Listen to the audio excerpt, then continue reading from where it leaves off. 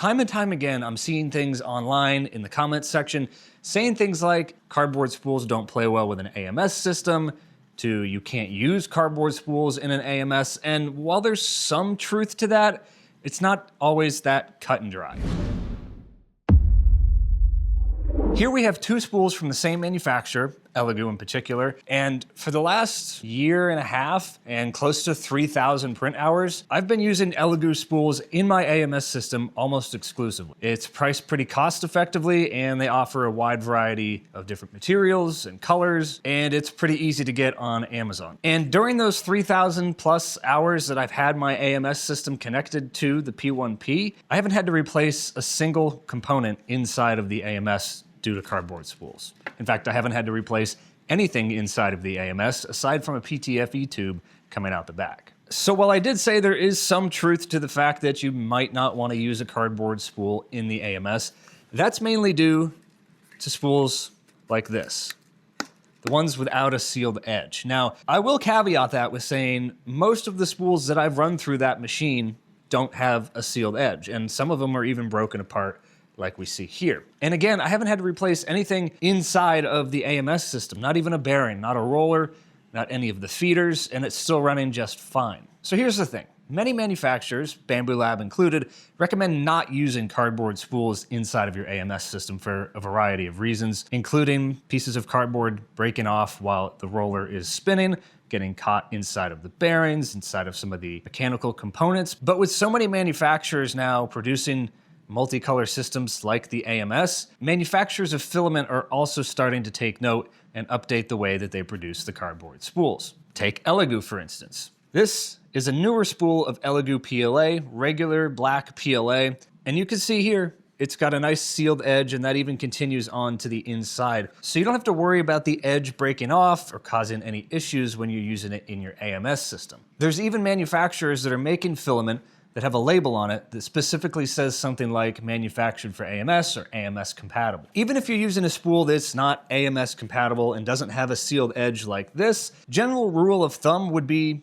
to clean your AMS out every once in a while. Pull the spools out, take an air compressor or a little can of compressed air, wipe it down, make sure there's no little bits and pieces of debris that might get clogged inside of your bearings, your rollers, to cause a filament feed error. And this isn't just for an AMS system. You want to be wiping down your machine and keeping it clean to make sure not only bits and pieces of cardboard are cleaned out of the AMS, but that little things like this aren't getting caught in any of your driving components for the system. Now, there is still a possibility that a manufacturer using cardboard spools vacuum seals it too tight, causing it to crush in.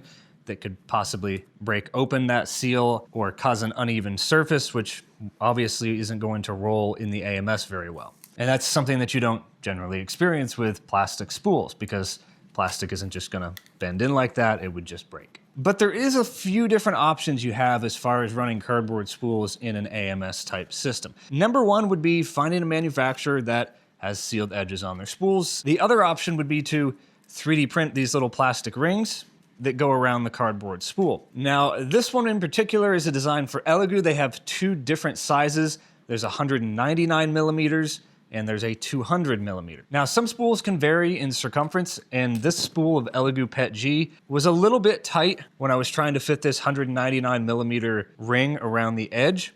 So I did print out some 200 millimeter ones just to make sure that we've got both size options. Generally speaking though, you don't want it too loose because then the rollers are just gonna roll the plastic versus rolling the entire spool. So if you do end up using the 200 millimeter and they're a little bit too loose, you can always add some super glue around it. Just know that that'll pretty much be a one-time use thing. Now, even with the 199 millimeters, they were again a little bit tight to fit around this spool, but it's nice and tight on there. They still come off when I need to replace the spool or put them onto a different spool. So I'm not printing out new rings for every single spool that I want to put it on. When this spool is all finished up, I can simply pull the plastic ring off of it like that, throw the spool in recycling, and put these plastic rings onto a different spool. Now, there's a bunch of different designs on MakerWorld for these little plastic rings. These ones in particular were designed for Elegoo, but they also list in the description other brands that they're compatible with, to include Polymaker. I will be sure to leave a link for these ones in the description below. They're super easy to print out. They only take about 20 minutes to print out a single one, if that. You will need at least a 220mm build plate, so if you have a Flashforge 85X or 85M, you can print them out on there. They'll fit on all of the Bambu full-size plates. Unfortunately, they don't fit on the A1 minis because a spool is bigger than the build plate. So that option works really well if you have older spools from Elegoo, Polymaker, or you're using Filament from a manufacturer that hasn't updated their spool design to include the sealed edge. Now, if you're still on the fringe about it, just go ahead and print yourself out some of those plastic rings. You can put them on both the sealed design or the unsealed older spool design. Being that we're in the middle of November right now, very close to Black Friday, most of the manufacturers are now running their Black Friday sales, so I will be sure to include links down in the description below.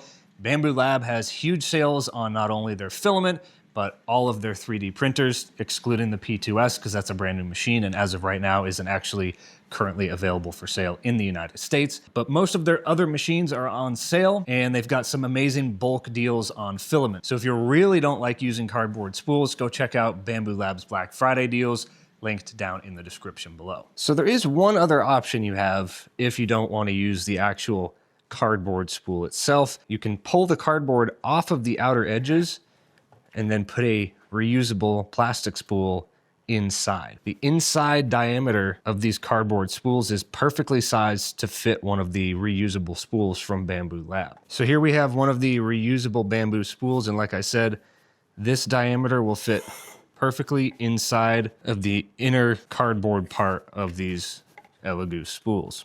To do this though, we've got to take a few steps to make sure that the spool doesn't come unraveled. This works best on new spools, but I'm going to show it to you on this spool with about 300 grams of filament left. So I'm just going to take a little bit of tape and put it on the inside here to keep the end from unraveling, just like that. And then what we can do is just carefully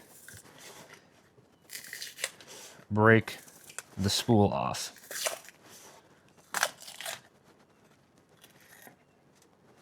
Something like that. Then this inner portion here kind of breaks off and lifts up. Again, we want to be careful not to unravel anything there. And then our plastic spool slots right into there. We give it a quick tap. That seats it nice inside of the cardboard, so it's nice and flush there. We can flip it over and do the same thing. Again, this works best with the full spools.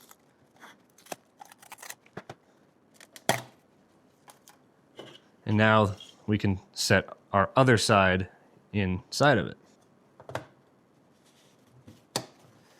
And just like that, we've now got a cardboard spool wrapped inside of the plastic spool. This method you're gonna have to be super careful with, because if you mess it up and start pulling this filament off like I almost did in this example, pretty much waste the entire spool. So that is another option. I'm comfortable doing it this way. I've done it plenty of times with the Elegoo spools when they come bent or damaged, but just know that you do run the risk of unraveling the spool when you do it. So that's the short and sweet to it. Cardboard spools can be used inside of an AMS system or multicolor system similar to the AMS, assuming they have sealed edges or you print out some of these rings. And again, your experiences with the unsealed cardboard spools might differ from my own over the last year and a half. But like I said before, I haven't had any issues running even the unsealed spools in my AMS system over the last 3,000 or so hours. So take that for what you will. Let me know your experiences in the comments section down below if yours have differed from my own. And be sure to go check out Maker World listings for these little rings if you want to start using cardboard spools. If you really don't, again, I've got links to Bambu Lab's Black Friday sale down in the description below. If you enjoyed this video or found it helpful, be sure to smash the like button down below to let other people know that you enjoyed the video. And if you want to see more content about 3D printing, be sure to subscribe to the channel so you don't miss out on the next upload. And if you have any questions on how to do something with your 3D printer, such as cleaning a build plate or changing a nozzle, replacing certain parts, be sure to let me know down in the comments section below. I've started a new little mini series called Quick Tips where I aim to get information out in 2 minutes or less. If you want to watch another 3D printing video, I've got some more queued up over there for you.